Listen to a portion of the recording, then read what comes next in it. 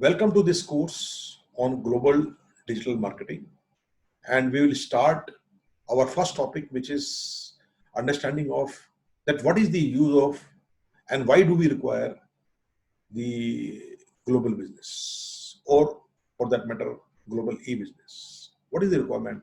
What is the importance of international business for the economy and for the organizations, which means both at the macro level and the micro level. Friends, I am Dr. Vijesh Jain.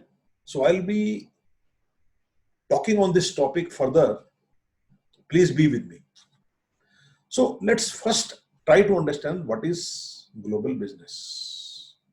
So the general idea of the people is that the global business means exporting of goods and services. So let me tell you that global business is not just about exporting goods and services. It is much more than that. So when we talk of manufacturing of the goods in different countries to minimize on the costing of the products.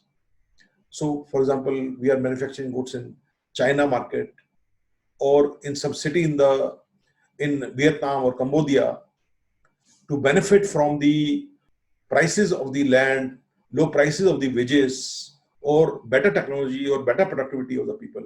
We are able to reduce the cost of production. So when we manufacture overseas, it is also part of global business. And then the efforts to market your products in the overseas market, either in your own brand or in the brand of the other companies with whom you may have a tie-up, marketing yourself or engaging local marketing agencies. These are all part of global business only. And nowadays, selling of the goods and services through digital channels is also part of global business. There is another area which is very popular in global business is the third country trading or third country exports also it is called. What it means is that you have clients in certain countries, you have been regularly dealing with certain buyers in some countries. So you want to supply some goods which are cheaper from a third country, and you source those goods from the third country and export to your buyers in your target market. For example, many Indians are sourcing cheaper rice from countries like Thailand and others to sell to European markets or to US market even. So this is called third country exports or third country trading. Now this third country trading nowadays is popularly being conducted through international digital channels.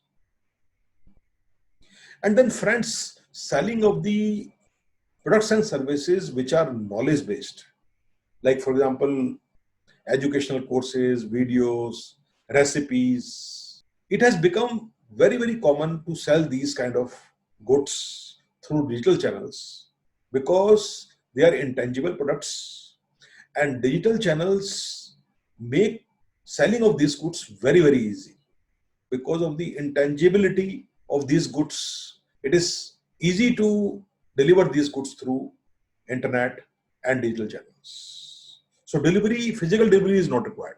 So that is the benefit.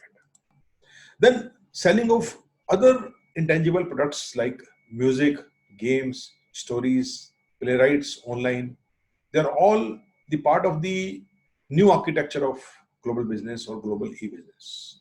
Then selling of blockchain enabled services and applications through international channels. It has become very common in today's global e-business. Selling of consultancy, medical advice, education advice, counselor services, executive coaching, marriage matchmaking, religious rights through international digital channels have become very, very common nowadays. And then any kind of new type of innovation which requires the use of international digital channels is very much welcome in today's time, because new innovative ideas are able to succeed very fast. The success rate of new innovative businesses, new innovative products and services, the success rate is very, very high.